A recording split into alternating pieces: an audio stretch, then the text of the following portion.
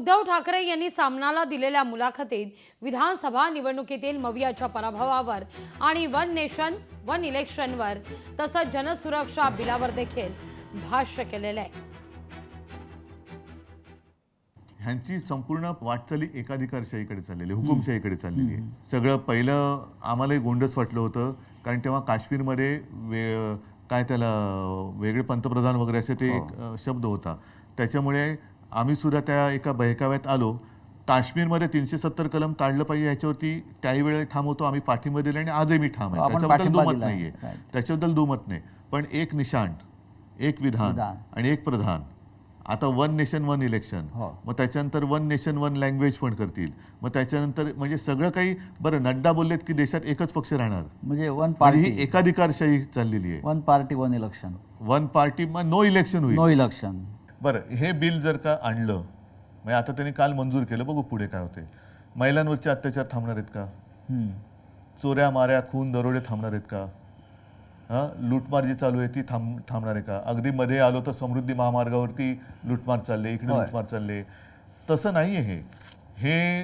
मी bill वाचलं आणि काल मी बोललो, त्याची सुरुवात फक्त त्यांनी सांगितले कडव्या डाव्या विचारसरणीची। तर असं करण्यापेक्षा तुम्ही दहशतवादी, देशविघातक, देश विघटनकारी या शक्तींविरोधी आतापर्यंत आपण लढत आलेलो आहोत। अमित शाह पण बोललेत की आता नक्षलवाद संपत आलेला आहे। नक्षलवाद किंवा दहशतवाद संपवायला आमचा पूर्ण पाठिंबा आहे। लोकसभेच्या वेळेला महाविकास आघाडीमध्ये बघा 1, 2, 3 पक्ष एकत्र आल्यानंतर थोडी खेचाखेच होते, ही शिवसेना आणि भारतीय जनता पक्षात सुद्धा होत होती।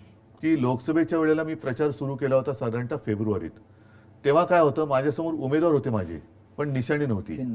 विधानसभेच्या काय वेळेला काय झालं, निशाणी होती पण जागा कोणत्या, आणि मी त्याच्यानंतर जागा मिळाल्यानंतर उमेदवारी कोणाला देणार हे निश्चित नव्हतं।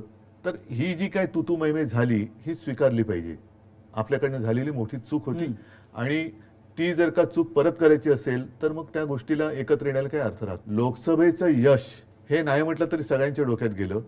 लोकसभेच्या वेळेला महाविकास आघाडी आणि सगळे नेत्यांपासून कार्यकर्त्यांपर्यंत, अरे ठीक आहे, तू आपल्याला जिंकायचंय, हे आपलेपण होता। विधानसभेला नाही मला जिंकायचंय, हा आपल्यातून मीपणा जेव्हा आला तेव्हा पराभव आला। काही वेळेला साचलेल्या डबक्याला थोडंसं एक आउटलेट द्यावं लागतं आणि नवीन झरा यावं लागतो। ज्या गोष्टी आपण थोडंसं, मी असं म्हणेन की एखाद्या वेळेला भावनेच्या भरात किंवा प्रेमामुळे आपण करत नाही आणि त्या माणूस अयोग्य आहे, पण काय करणार, तो स्वतःहून जातो आणि त्याची जागा नवीन दुसरा माणूस घेतो, तेव्हा बरं वाटते की अरे साले बला गेली एक। आता जे आमच्यातनं गेले ते तिकडे जाऊन काय काय दिवे लावतात तुम्ही बघताय, होय। त्याच्यामुळे असे हे दिवटे गेलेले बरे ना। कदाचित शिवसेनेचं निवडणूक चिन्ह हे निवडणूक आयोग दुसऱ्याला देऊ शकेल किंवा ते गोठवू शकेल, खरं गोठवायला पाहिजे जर असा वाद असेल, पण शिवसेना नाव ते दुसऱ्याला देऊ शकत नाही, तो अधिकारच नाही निवडणूक आयोगाला। कारण ते शिवसेना हे नाव माझ्या आजोबाने आणि माझ्या वडिलांनी दिलेलं आहे। उद्या मी निवडणूक आयुक्ताचं नाव बदलून त्याचं नाव धोंड्या ठेवलं तर अधिकार आहे का? पण मग जर माझं नाव बदललं तर मी त्याला धोंड्याच म्हणणार, तर त्या धोंड्याला हा पक्षाचं नाव बदलण्याचा अधिकार नाहीये। त्या धोंड्याला शिवसेना नाव दुसऱ्याला देताच येत नाही ना, तो त्याच्या अधिकारच्या बाहेरच आहे। पण त्या धोंड्याला शेंदूर फासणारे दिल्लीत बसलेत म्हणून चालतंय। महाराष्ट्र विधानसभेचे निकाल लागल्यानंतर एवढं बहुमत मिळालं, 5वी जल्लोष कुठे झाला? अख्खा महाराष्ट्र आनंदाने न्हावून निघायला पाहिजे होता, तो अवाक्ता झाला होता।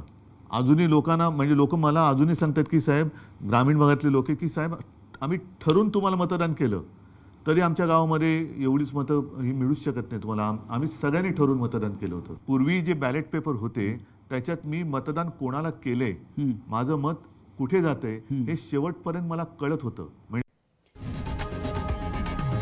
लोकशाही मराठी ऐका, पहा, जागरूक रहा।